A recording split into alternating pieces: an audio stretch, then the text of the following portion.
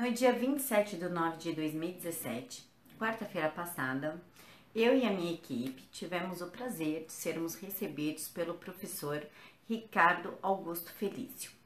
Para quem não sabe quem ele é, o professor Ricardo Felício é meteorologista, geógrafo e climatologista.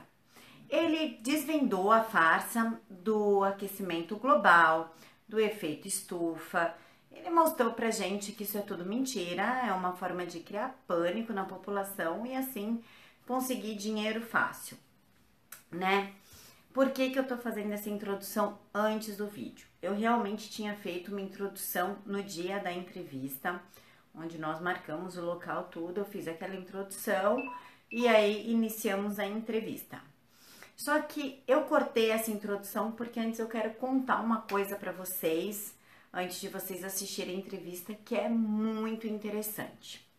O que acontece com o professor Ricardo Felício? O professor, ele está sendo perseguido na universidade em que ele leciona, tá? Ele teve o salário cortado, se não me engano, em até 85%, entre outras coisas que estão punindo ele por ir contra essa agenda globalista.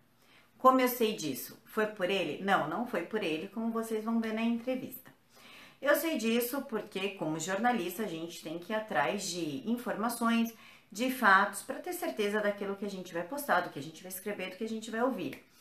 E aí eu fiquei sabendo que o professor Ricardo Felício está sofrendo um monte de sanção por parte da universidade, salário reduzido, menos aula, processos administrativos absurdos, assim.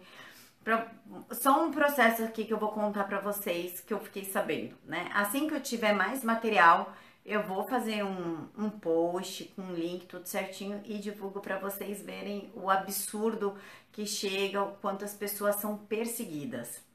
Um desses processos administrativos foi uma entrevista que ele deu em outubro de 2012, usando uma informação de domínio público. Estava no site da WWF essa informação e ele usou essa informação para contradizer em um determinado programa de entrevista. O que aconteceu? Essas pessoas, elas não têm nada a ver com a universidade. Elas não fazem parte da reitoria, do corpo docente, nada. Mas, pela força política que essas pessoas têm, elas conseguiram mover um processo administrativo contra o professor, só por ele defender as ideias dele, ou seja, ele não tem liberdade de expressão. Teria, se ele concordasse com a agenda globalista, mas como ele não concorda, ele está sendo amplamente perseguido, inclusive com um processo administrativo, ou seja, algo de dentro da universidade que devia se ater somente à universidade. Mas não, veio pessoas de fora que não tem qualquer relação, né? Duvido que não tenha qualquer relação com a universidade, mas enfim, e conseguiram mover esse processo administrativo contra o professor. Só que essa entrevista aconteceu em 2012, eles deram entrada na papelada em 2013 e só agora, setembro de 2017, que esse processo chegou ao conhecimento do professor. O mais interessante disso é o modo que a universidade pública maneja esse tipo de situação, porque ele está sendo perseguido pela universidade na qual ele leciona. Esses processos administrativos, ele tem que se defender por dentro da universidade. Quem julga a defesa e se ele ganhou o processo ou perdeu o processo? As mesmas pessoas que estão movendo o processo administrativo contra ele. Nossa, que fantástico, tipo, muita justiça, assim. Então, para quem puder, quem tiver afim de conhecer o trabalho do professor Ricardo Felício e ir apoiá-lo contra essa perseguição absurda que ele está sofrendo, eu vou agradecer muito. Porque o professor, ele é uma pessoa do bem, ele é simpático, ele é receptivo, ele dá entrevista assim, ó, você chega e fala, professor, me dá uma entrevista? Ele dá, ele não tem frescura. Ao contrário de muitos aí que eu já entrevistei, que você fez assim, ai meu Deus do céu, que estrelinha, né? Vamos. Tem gente pra entrevistar, a gente faz assim, ó, paciência, respira, paciência. Porque tem gente que, tá com rei na barriga e não tem metade da notoriedade que o professor Ricardo Felício tem. Eu vou, mais ou menos, uma semana assim, eu vou divulgar para vocês um link com bastante informação sobre o que está acontecendo. Mas quem puder, tá apoiando o trabalho do professor, tá ajudando a divulgar. Eu não digo apoiar financeiro, não é isso, e sim apoiar divulgando, comentando, enfim, divulgando o trabalho dele mesmo, para as pessoas terem conhecimento de quem ele é e do real trabalho dele, que não tem nada a ver com o que falam de charlatanismo, de que ele não tem provas. Ele tem provas, ele tem um estudo sério, embora a universidade tenha cortado a possibilidade dele estar fazendo pesquisa, mas ele banca ali do bolso dele para estar com as pesquisas, e o currículo dele é incrível.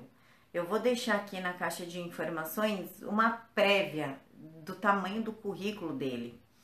E então, pessoal, eu vou agora colocar a entrevista para vocês e peço para quem puder, para quem quiser, que apoie o professor Ricardo Felício. E assim que eu fizer uma matéria bonitinha para vocês, eu vou vir aqui, aviso em vídeo, vocês acessem o link, leiam a matéria e divulguem, por favor, porque eu acho que tem certas coisas que devem ser, sim, de conhecimento público, para a gente ver o tamanho da brutalidade que acontece em alguns antros comunistas contra as pessoas que pensam diferente.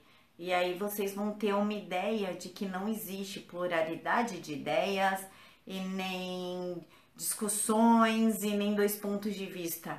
Existe um só, o deles, porque quem coloca o seu ponto de vista e não corresponde ao que eles querem, tem o seu salário cortado.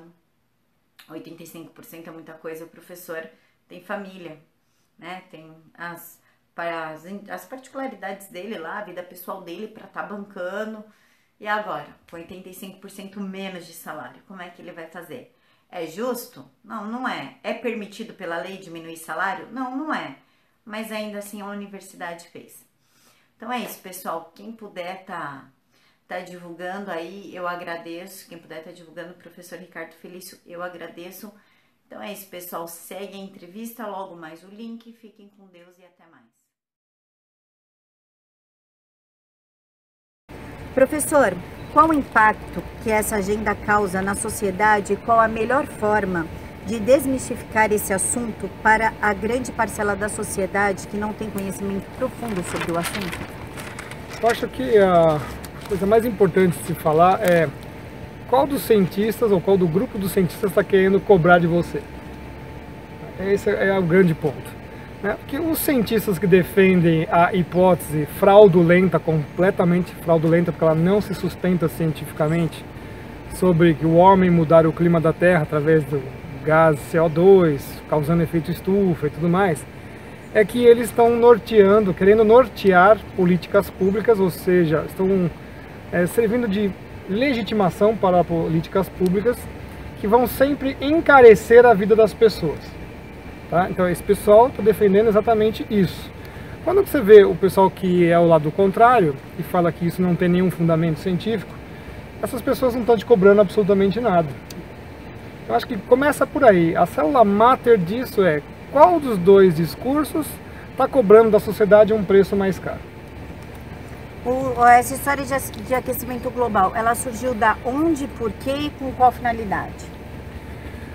Precisamente dizer o aquecimento global moderno que nós vamos falar, é difícil precisar exatamente que ano que ele acontece. Em geral, o pessoal fala que foi com Arrhenius, né, no século XIX, mas nós podemos dizer, na verdade, que foi em 1950 para frente. Tá? Mas a própria história de que o homem muda o clima tem mais de 3.000 anos.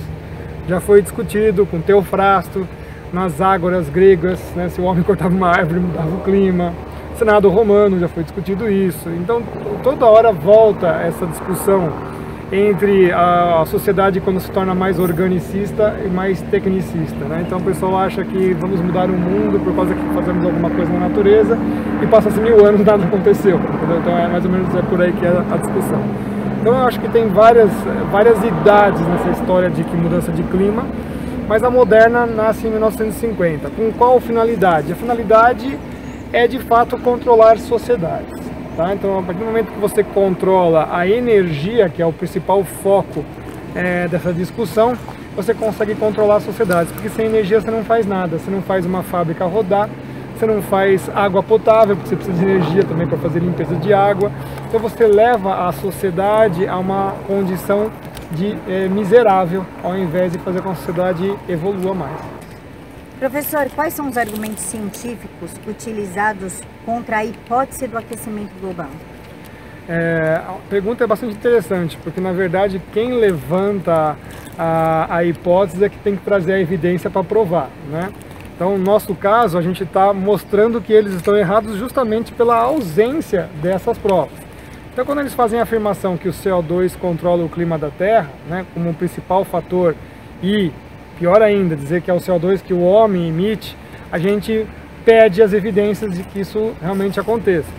E não é fornecida essa informação. Tá? Então, quando você perde essa sustentação, a principal deles, né, você vê que a hipótese não passa. Segundo, é a própria ideia de efeito estufa. A atmosfera da Terra não trabalha como uma estufa, que é aquela casinha de vidro, onde você controla uma atmosfera de pequena escala. A atmosfera da Terra não funciona assim. Tá? Então, existem 2 grandes pilares, na verdade são 4 grandes pilares, mas 2 deles pelo menos, que é a hipótese que CO2 controle o clima da Terra e que a atmosfera da Terra funcione como uma estufa, elas não se sustentam cientificamente. O senhor acha que os aximentistas ignoram provas científicas em prol de uma pauta? Qual é o interesse por trás de todo esse terrorismo em torno do aquecimento global? É exatamente isso, né? Essa ciência ela é uma ciência comprada, ela tem uma linha de financiamento praticamente infinita, né?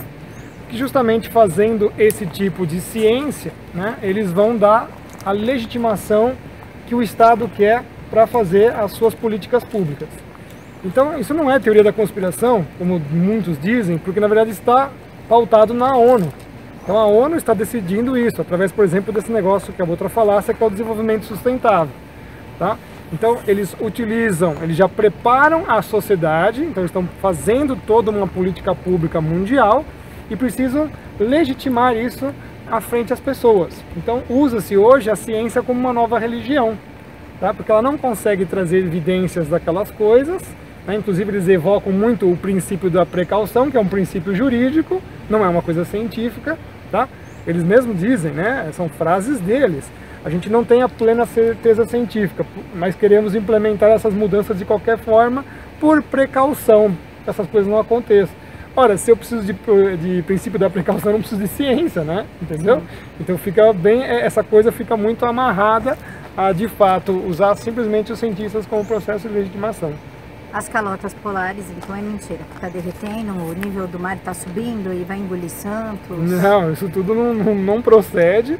A primeira coisa é achar que um nível do mar existe é uma coisa bastante complicada, né? A maior parte dos oceanógrafos do mundo dizem isso, tá? O mar praticamente não tem nível.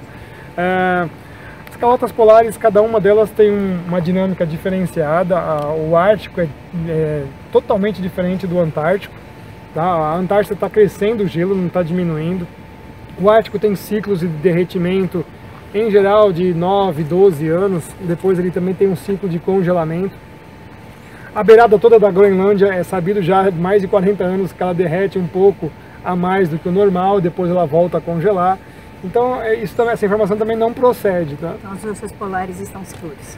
O que matava os ursos polares eram os caçadores, não era o aquecimento global. Hoje o aquecimento global é o assunto do momento, né? O terrorismo do momento. Quando essa história se esgotar, o senhor tem ideia de qual pauta terrorista vai ser criada e com qual a intenção de ficarem criando esse tipo de fim do mundo para causar pânico na população? Esses tipos de milenarismos, né? Já tem pautado que é a biodiversidade e serviços ambientais, que é o painel que a ONU já montou de novo, que é chamado IPBES, né? Irmão dos outros dois, que é o painel do ozônio e o painel do clima, que é o IPCC. O próximo grande terror vão ser os oceanos, você pode já ficar esperando, já vão fazer o painel dos oceanos, e depois o painel do gelo, o painel da Antártida também. Que vai consumir.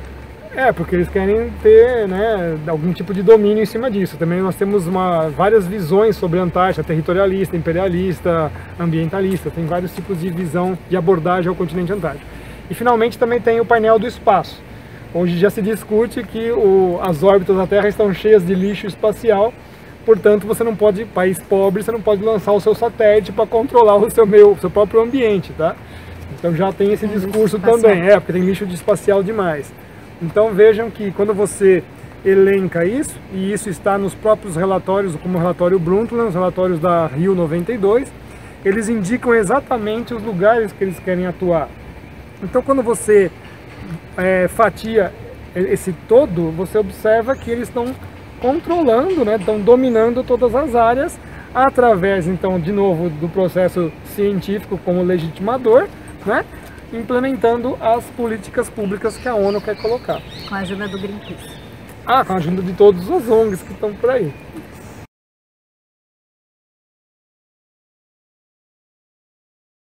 Qual a importância da camada de ozônio para a vida terrestre, pra gente? Na verdade, o próprio conceito de camada de ozônio está equivocado, né? Não existe uma camada de ozônio. Na verdade, o que nós temos são nuvens ozônicas que se formam e se desfazem muito rapidamente. É um processo de formação e destruição muito veloz. Isso já foi verificado já no século XIX, tá? O principal cientista que trabalhou com isso é o Dobson, e ele sempre se espantou com a formação e a destruição do ozônio. Ele publica nos trabalhos deles essa descrição do fenômeno, e de repente em 1985 ele se tornou um grande problema, né, dizendo que os gases refrigerantes destruíam essa formação de ozônio. Na verdade não é nada disso, para as pessoas ficarem sabendo exatamente qual que é a verdade. O desodorante também. Mas na verdade é que quando a formação do ozônio necessita de radiação solar, e quando você passa pelos invernos polares, tanto no hemisfério norte quanto no hemisfério sul, você tem ausência de formação de ozônio, e portanto na saída do inverno você vai encontrar realmente uma enorme anomalia, ou seja, uma enorme ausência, que não tem nada a ver com a ação humana, tá? É uma ação natural. Eles colocam a culpa mais no gás carbônico, mas as plantas precisam do gás carbônico para produzir oxigênio. O gás carbônico é tido como o grande vilão do efeito estufa. O efeito estufa, ele realmente existe? Então, como a gente tinha comentado antes, ele não existe, né? A própria forma de que eles descrevem esse fenômeno é falaciosa. A do CO2, então, é mais interessante ainda, porque eu tenho o planeta Vênus, que é praticamente todo constituído de CO2, eles falam que lá é a prova de que existe, mas Marte também é. Então não é isso que acontece, né? Você tem uma diferença de pressão muito grande entre as duas atmosferas. E o importante dizer que quando os cientistas fizeram sondagens no planeta Vênus, né, com sondas de mergulho lançadas pelas naves espaciais, eles detectaram que quando a sonda passou por uma pressão similar à da Terra, a temperatura foi de 70 graus positivos. Então, se você for fazer uma analogia de que Vênus está muito mais próximo do Sol do que a Terra, a temperatura de 70 graus Celsius para uma atmosfera é mais fria do que deveria ser.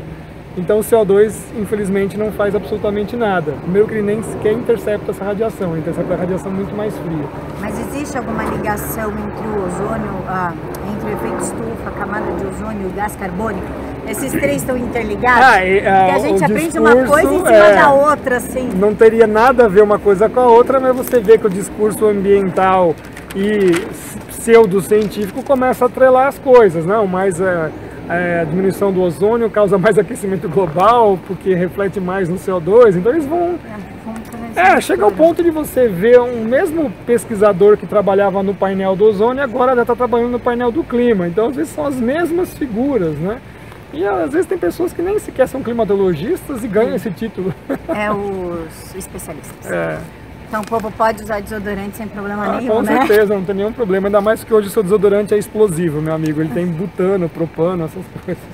Usem desodorante, ninguém merece.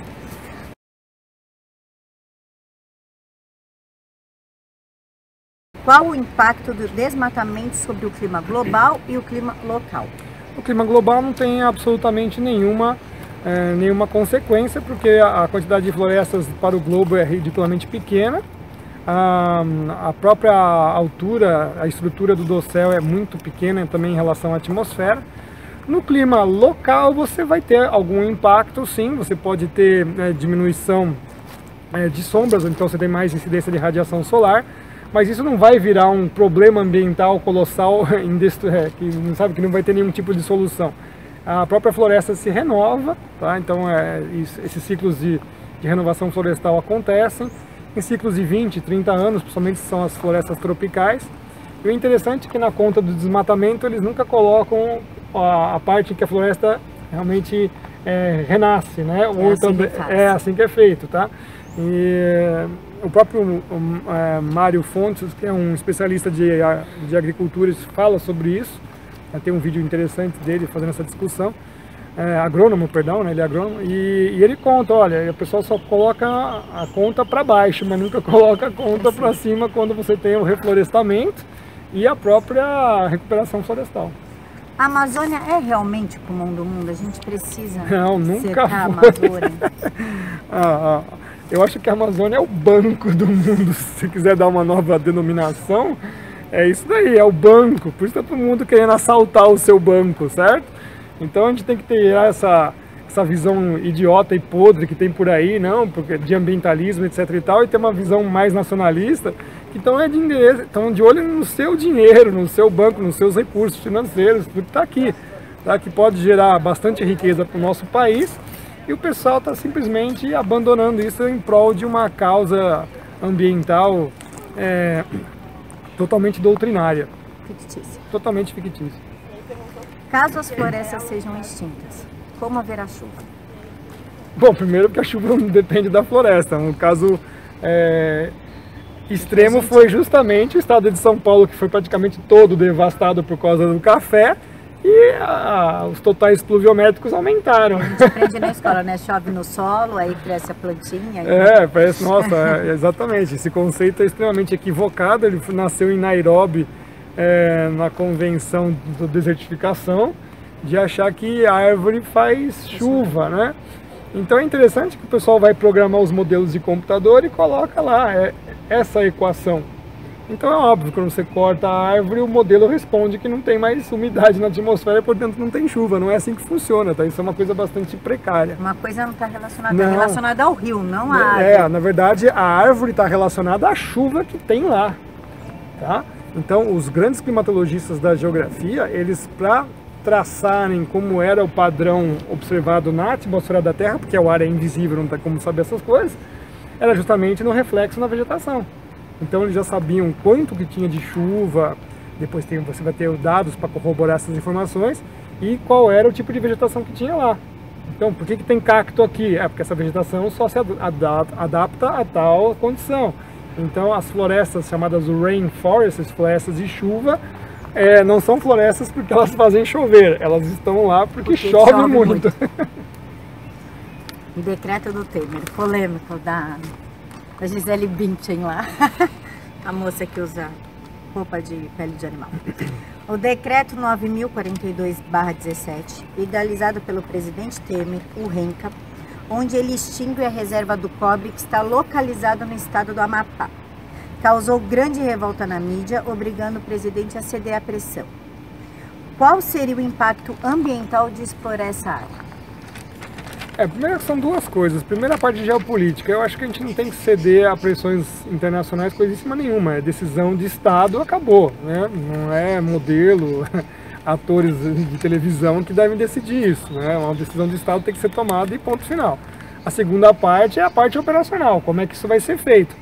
E dentro dessa parte operacional também a parte comercial. Quem são as pessoas que estão envolvidas? Então, eu acho que tem que deixar mais transparente essa segunda etapa. Ou seja, como é que eu vou fazer esse processo? Hoje, na mineração, nós temos aí N maneiras de fazer uma mineração extremamente responsável. Então eu acho que a gente não tem que abrir mão de coisíssima nenhuma, nós precisamos de recursos, nós precisamos de dinheiro, o Estado está falido, né? Principalmente pela corrupção sistêmica dos nossos governos, né? Então não dá para simplesmente o povo ficar pagando a conta toda hora, né? Também gerar emprego, né? Gerar emprego e tudo mais. Então esse segundo ponto é que tem que ser levantado. Como é que é feita essa parte operacional de fazer a logística, de tirar o minério? Isso temos hoje N tecnologias. Vários engenheiros de Minas sabem muito bem como preservar o ambiente e fazer a exploração, então é conversa furada isso daí, as pessoas não devem acreditar nisso. E a segunda é quem que vai fazer, são empresas de interesse nacional ou não, né? Porque de fato lá está tudo muito bem loteado entre tribos indígenas e ONGs, etc e tal também, e estão explorando aquele negócio ilegalmente. Então acho que tem que sim ter a presença do Estado, porque aí a coisa fica transparente, a gente vai saber de fato o que está acontecendo. Agora é uma caixa preta.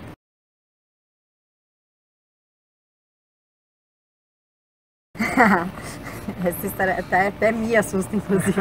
Essa história de guerra por causa de água potável. A mídia fala em guerra iminente por conta da água potável, que de acordo com alguns especialistas está se esgotando por conta da superpopulação e uso irresponsável. Qual a probabilidade da água potável acabar? Nenhuma, né? A água, eu gosto de dizer que é a substância indestrutível. Praticamente para você destruir água é uma coisa muito difícil, muito difícil. Pode sujar a água quando você quiser, tem um jeito de você fazer a água voltar a ser simplesmente H2O e com sais minerais e tudo mais. Então, métodos de limpar água nós temos aí de sobra. Então, na verdade, a gente faz uma economia do recurso de água potável porque é um recurso caro. Então ele tem que ser barateado e de fato dá para baratear sim. É de novo aquela coisa de corrupção sistêmica que nós temos no Brasil, tá? Então as pessoas não têm que se assustar com coisíssima nenhuma. Existem várias tecnologias para ter água potável para consumo humano, consumo animal, consumo de agricultura e tudo mais. Tá? Então não caiam nesse mito aí. Lembrando que basicamente 3/4 do planeta, da superfície do planeta Terra são os oceanos e tirar sal da água é um processo conhecido já há muito tempo também. Então isso daí é só mais uma forma de colocar um pânico na população. Exatamente, a pessoa acha que vai morrer de sede. Não, não vai, tá? Morrer sem banho, Deus me livre. É verdade essa história de superpopulação? O mundo tá mesmo com superpopulação? Não tá com superpopulação coisíssima nenhuma. Eu sempre gosto de falar que a população atual é 7,5 bilhões de pessoas. Essas pessoas cabem aí num quadrado de 86 quilômetros de lado, mais ou menos. Quer dizer, menos a distância de São Paulo-Campinas, você coloca a população do planeta inteiro. Tá? É claro que você não vai morar num metro quadrado, mas você pode inverter essa conta, dá mais ou menos aí uns 130 metros quadrados para cada habitante. Ou seja, tem espaço para todo mundo. O planeta está deserto, mas não tem ser humano no planeta, tá? Só para vocês terem uma noção, tem mais bois e vacas no Brasil do que gente no Brasil, do que brasileiros, tá? Então, não.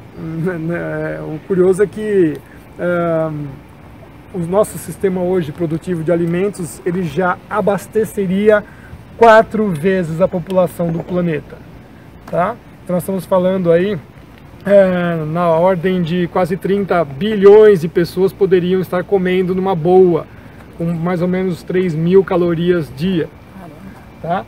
Então as pessoas não acessam a comida porque não tem dinheiro.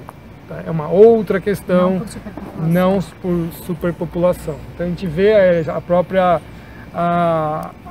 venda de commodities, como é que a comida entra no mercado de ações, né? Então é super valorizado. Então, na verdade, se a gente fosse levar ipsiliteris o que acontece com o sistema produtivo hoje nosso de alimento, praticamente o alimento não teria mais valor no sistema econômico, de tanto que a gente já produz. Então, já que tem bastante vaquinha, a gente pode continuar o churrasco. Pode continuar. Tem bastante água para lavar a carne.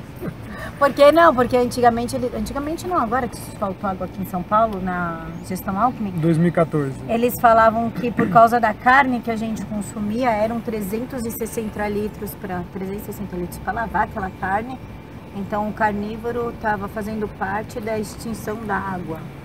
Pois é, mas é um absurdo, porque você não pesa 350 quilos de água, certo? Então eles só contabilizam a água que entra, mas não a que sai, né? a água volta para o meio, não tem como, nós todos somos bolhas de água, certo? Então é uma conversa furada de novo, a água volta para o meio, a natureza de alguma maneira limpa essa água ou a gente tem processo para limpar também. É que eu sempre falo, falta vontade política de você ter água potável na sua casa. Não é falta de condições técnicas, tá? De recurso. Exato.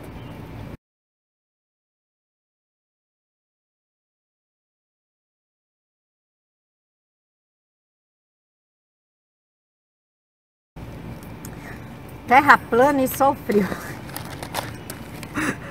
Tenho que perguntar, é um assunto que o povo pira. Há alguma comprovação científica que a Terra é plana? Não, nenhuma.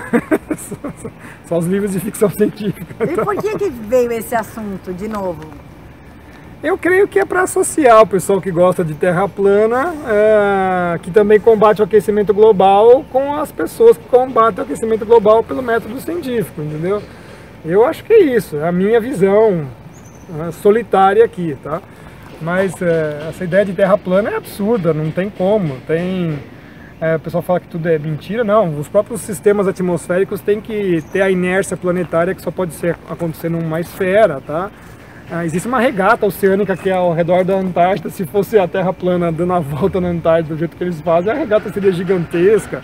Existem voos transantárticos que saem da América e vão para a Austrália, passam por cima do continente antártico.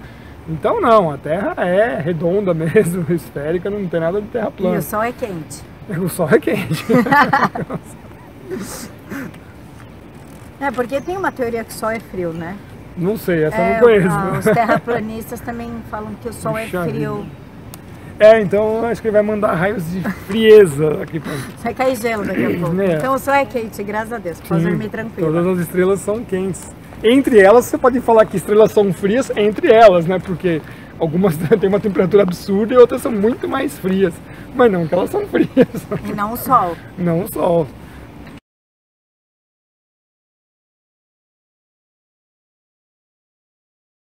Curiosidade, vida particular. Não, vida profissional. O senhor é docente de uma universidade muito conceituada.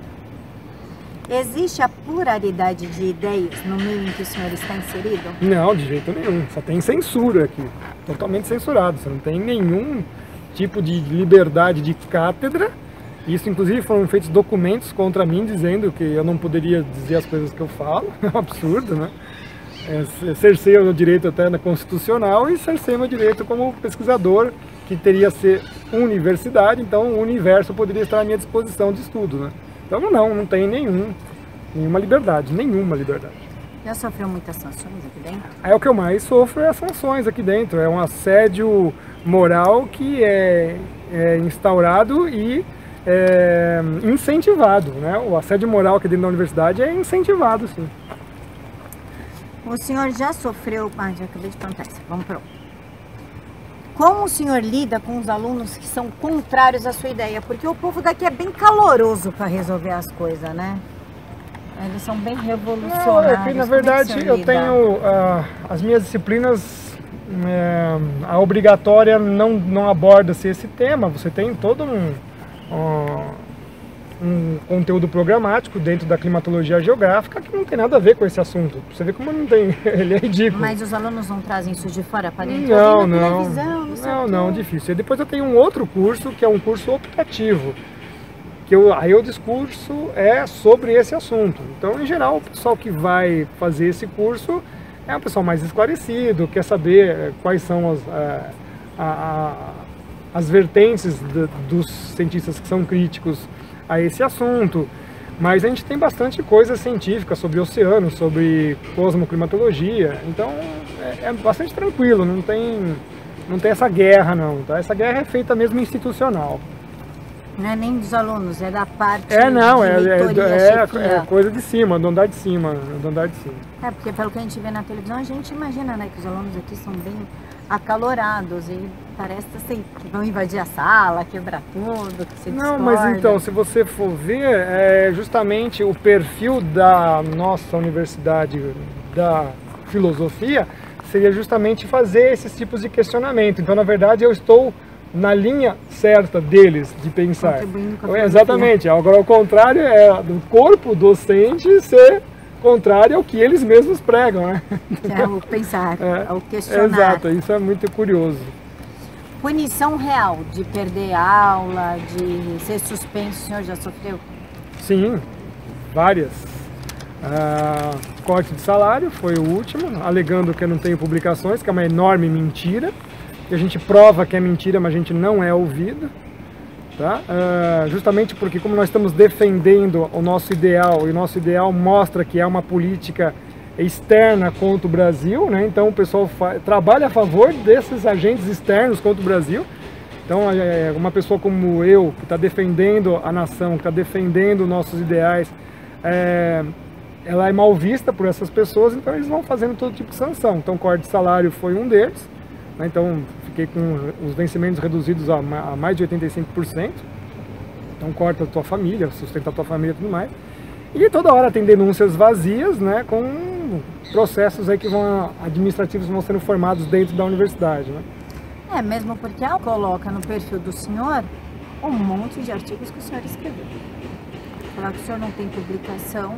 Mas o pior de tudo é não avaliar os que já foram colocados. Eles congelaram a minha produção científica em 2012, para falar que eu não trabalho, né? Isso é um absurdo.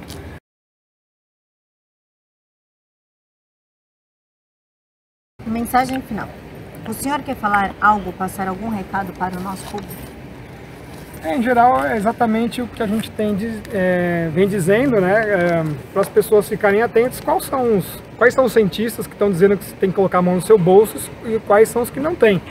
Quais são os cientistas que estão usando de um discurso que uma hora eles falam que é de direita, que é de esquerda, que não é, que eles nem sabem o que é, né? Que estão afrontando o nosso país, os nossos interesses. É isso que está em jogo. Tá? Então, é uma parte política. O discurso científico, na verdade, já miou em 1990.